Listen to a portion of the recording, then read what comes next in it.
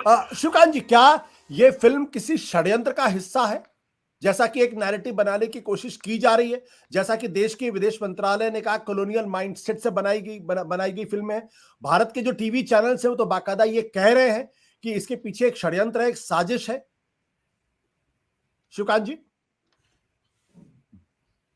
देखिए, षड्यंत्र की बात तो गले नहीं उतरती। क्यों 20 साल बाद ये फिल्म बनाई गई, उसका कारण फिल्म में खुद फिल्मकार ने दिया है, और वो ये है कि 20 साल पहले जैक स्ट्रॉ की सरकार थी। मतलब जैक स्ट्रॉ गृह मंत्री थे, टोनी ब्लेयर की सरकार थी। ये वही सरकार है जिसने 1 साल बाद या 1 या 2 साल बाद, 2003-2004 की बात है, जब WMD की, यूनाइटेड नेशंस की रिपोर्ट आई थी रासायनिक हथियारों की, तब उस पे पार्लियामेंट में युद्ध की तैयारी के लिए एक रिपोर्ट बनाई थी, और उस रिपोर्ट को लेकर के सरकार की बड़ी छिछालेदार हुई थी, क्योंकि वो झूठी रिपोर्ट थी। वो सेक्सटअप रिपोर्ट उसको बीबीसी ने कहा था, और वो सेक्सटअप रिपोर्ट थी। उसको लेकर के बीबीसी और सरकार के बीच में टकराव हुआ। तो ये वही सरकार है, तो हमें ये जो है जानना चाहिए। दूसरी बात यह है कि उस सरकार ने, हर सरकार, बड़े देशों की सरकारें ये करती हैं कि दूसरे देशों, जो मित्र देश होते हैं, दुश्मन देश होते हैं, बड़ी घटनाएं होती हैं, उन बड़ी घटनाओं पर अपना एक आकलन कराती हैं। जो आपके यहाँ जो मतलब दूतावास होते हैं, इनका एक काम ये भी होता है। पेंटागन हमेशा हर बड़ी घटना पे एक आकलन बनाता है जो सरकार के पास रहता है, जब चाहे उसको प्रकाशित करती है, इस्तेमाल करती है। कई बार वो सामने आता है, कई बार नहीं आता। तो ये आकलन इनके पास था। ये आकलन 20 साल से इनके पास था, 21 साल से। लेकिन इस आकलन को अब क्यों इन्होंने बीबीसी को दिया, ये सबसे बड़ा सवाल है। उसके पीछे बड़ी पेचीदा एक कहानी है, जो यहाँ के भीतर जो रस्साकशी चल रही है, यहाँ की जो अपनी राजनीति है, अंदरूनी राजनीति, उससे ताल्लुक रखती है। उस पर बाद में बात करेंगे, क्योंकि वो एक तरह से विषयांतर हो जाएगा।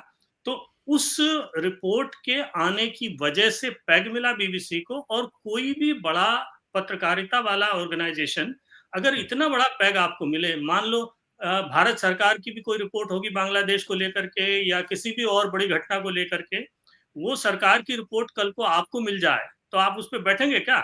आप उसको लेकर के अपनी तरफ से जो भी ताजा जानकारी होगी, रिपोर्ट बनाने की कोशिश करेंगे, उसे बनाने की कोशिश करेंगे। बीबीसी ने वही किया है।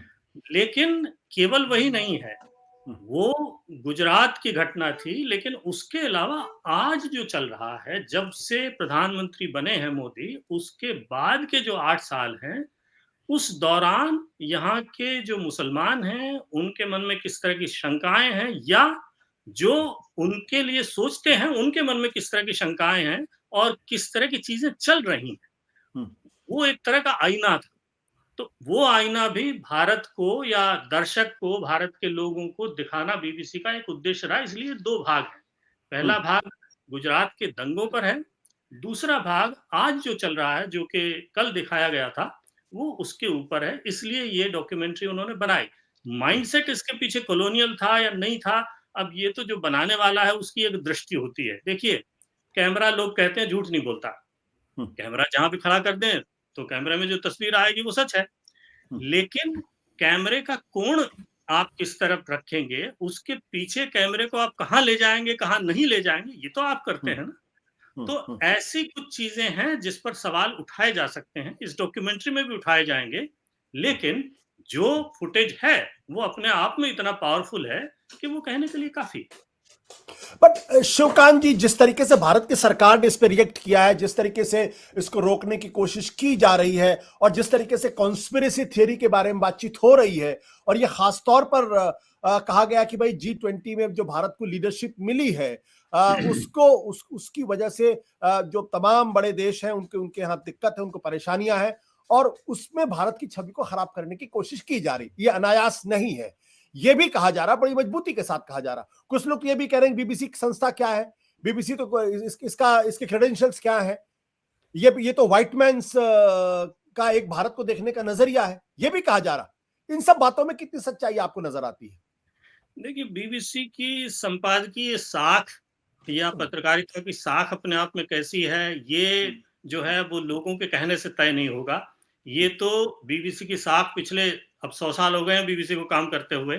वैसी साख और किसी संस्था की क्यों नहीं बन पाई, तो उसके पीछे कारण रहे होंगे। और ये जो डॉक्यूमेंट्री है, ये वो साख बनी रहती है या उस साख पे आँच आती है, ये इस डॉक्यूमेंट्री से भी भारत में कम से कम तय होगा, बाकी देशों की मैं नहीं कह सकता। जहाँ तक रही बात षड्यंत्र की और इस वक़्त क्यों, तो ये मैंने पहले भी आपको इशारा किया कि यहाँ की जो राजनीति है, उसको मैं बहुत ही संक्षेप में बताता हूँ। वो ये रहा है कि इस वक़्त जब से ऋषि सुनक प्रधानमंत्री बने हैं, तब से यहाँ की जो सत्ताधारी कंज़र्वेटिव पार्टी है, उसके बीच कई धड़े हैं। वो वैसे प्रधानमंत्री नहीं बना दिए गए हैं, कोई बड़ा शौक नहीं है इनको भारत मूल के व्यक्ति को प्रधानमंत्री बनाने का। मजबूरी में प्रधानमंत्री बनाए गए हैं। इस वक़्त देश बड़े भारी संकट से गुज़र रहा है, लेकिन उनके प्रधानमंत्री बनने के बाद उनके दुश्मन जो हैं वो चुप बैठे हैं, ऐसी बात नहीं है। तो ये हो सकता है उनके किसी दुश्मन ने ये किया हो और विदेश विभाग के किसी अधिकारी को कहा हो कि भाई बीबीसी को ये रिपोर्ट रिलीज़ करो। अच्छा, या लेबर पार्टी इस वक़्त सत्ता के बहुत अपने आप को करीब महसूस कर रही है, क्योंकि इतिहास में इतनी अलोकप्रिय सरकार अभी तक कंज़र्वेटिव पार्टी के अगर 40-50 साल का इतिहास देखें, तो नहीं रही। तो उनको ये लगता है कि कल को अगर चुनाव हो जाए, अगर इस सरकार पे संकट आता है, तो हमारी सत्ता आ जाएगी। 12 साल हो गए उनको भी सत्ता का मुँह नहीं देखा उन्होंने। तो हो सकता है कि लेबर पार्टी के किसी व्यक्ति ने दबाव डाला हो और ये लीक हुई हो। रिपोर्ट तो दी गई है, किसी न किसी दबाव में दी गई है, बीबीसी को वैसे रिपोर्ट नहीं दी गई है। लेकिन असली बात ये है कि ये रिपोर्ट जब बीबीसी को मिली है, तो बीबीसी इस पर बैठ नहीं सकता था। इसके पीछे इससे बड़ा कोई षड्यंत्र नहीं है। अगर कोई षड्यंत्र है, तो आपसी यहाँ की जो राजनीतिक रस्साकशी चल रही है, उसका षड्यंत्र है। और लेबर पार्टी का मैं इसलिए नाम ले रहा हूँ कि लेबर पार्टी में अच्छा खासा पाकिस्तान मूल के जो नेता हैं और यहाँ के जो मतदाता हैं, उनका हिसाब-किताब अगर देखें, तो पाकिस्तानी मूल के बड़े भारी मतदाता हैं। जैक्स्ट्रो की बात लें आप, जो कि जी। पूर्व गृहमंत्री थे, जिनके वक़्त पे ये रिपोर्ट जो है कमीशन की गई थी, उनकी अपनी कंस्टिट्यूएंसी में 35% मुस्लिम मतदाता हैं और वो ज़्यादातर पाकिस्तान के हैं, ब्लैकबर्न। तो उनका भी काफ़ी असर पड़ता है। तो यहाँ राजनीति के भीतर जो चल रहा है, हो सकता है उसकी वजह से ये रिपोर्ट इस वक़्त मिली हो, और क्योंकि इस वक़्त मिली, तो बीबीसी ने इस वक़्त बना दी। तो इसमें ये ढूँढना कि कोई अंतर्राष्ट्रीय बड़ी भारी साजिश है, ये तो मुझे लगता है गलत होगा। क्योंकि 2012 में यूरोपीय संघ की रिपोर्ट भी आई थी, वो लगभग ऐसी ही थी। उसपे क्योंकि वो यूरोपीय संघ की रिपोर्ट थी, उस वक़्त बीबीसी ने खाली रिपोर्ट बना कर के छोड़ दिया। ये क्योंकि उनकी अपनी सरकार की रिपोर्ट है, इसलिए उनको लगा। और दूसरी बात ये है कि 2012 में मोदी प्रधानमंत्री नहीं बने थे, तो ये दूसरे सारे जो सवाल थे, वो उस वक़्त पैदा नहीं हुए थे। अब ये दूसरे सारे सवाल पैदा हो गए हैं, तो इन सबको मिलाकर के बीबीसी ने सोचा कि रिपोर्ट बनानी चाहिए, तो रिपोर्ट उन्होंने डॉक्यूमेंट्री बना दी।